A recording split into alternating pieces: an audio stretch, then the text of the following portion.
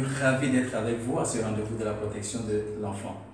Comme promis, nous discuterons de la première étape de la communication avec l'enfant sur le Covid-19 et le confinement. Il s'agit de bien identifier et de bien cadrer le message que l'enfant doit accueillir.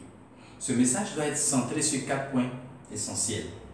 Les raisons de la fermeture des lieux de socialisation, la protection individuelle, la protection communautaire et comment l'enfant doit s'adapter au confinement.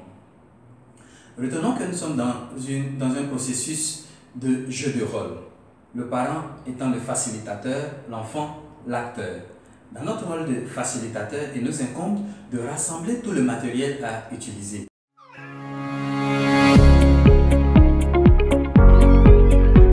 Le papier Padex, des marqueurs de différentes couleurs, le scotch à papier, une liste de phrases présélectionnées que l'enfant devra utiliser, une chemise cartonnée découpée en rectangle portant des inscriptions que l'enfant utilisera également et un draft de la carte de notre quartier. Ici, commençons déjà à expliquer à l'enfant comment nous allons procéder.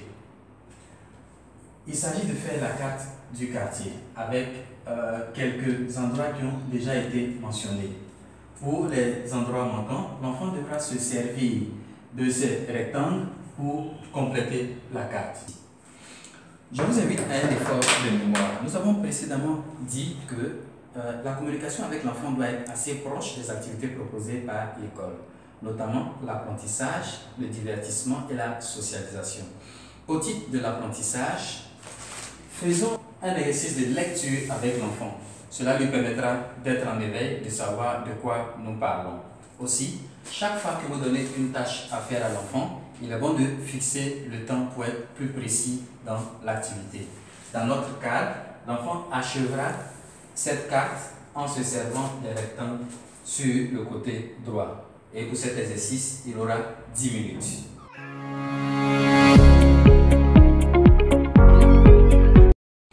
Après les 10 minutes accordées à l'enfant, voilà le résultat de notre carte.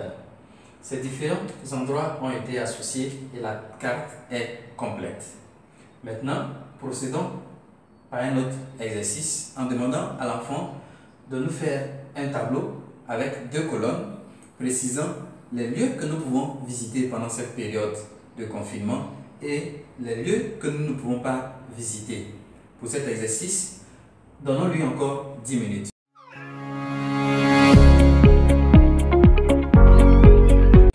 Après les 10 minutes, les enfants s'étant servis de la carte complète ont pu produire ce tableau avec les 2 colonnes, mentionnant les lieux et espaces que nous ne pouvons plus visiter pendant cette période de confinement et ici, les endroits que nous pouvons toujours fréquenter pendant cette période de confinement.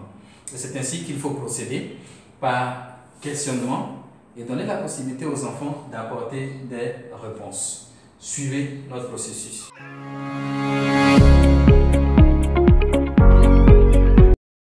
Pour la prochaine question, il nous faut demander aux enfants de nous expliquer pourquoi les lieux qu'ils ont marqués comme interdits ne doivent plus être visités. Provenant des enfants, il n'y a aucune mauvaise réponse. Il faut tout accepter et après les filtrer, les classer pour leur dire ce qu'il en est réellement.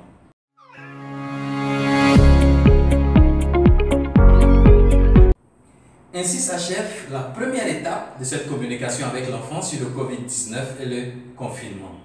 À la prochaine session, nous parlerons de l'objectif de cette communication avec l'enfant.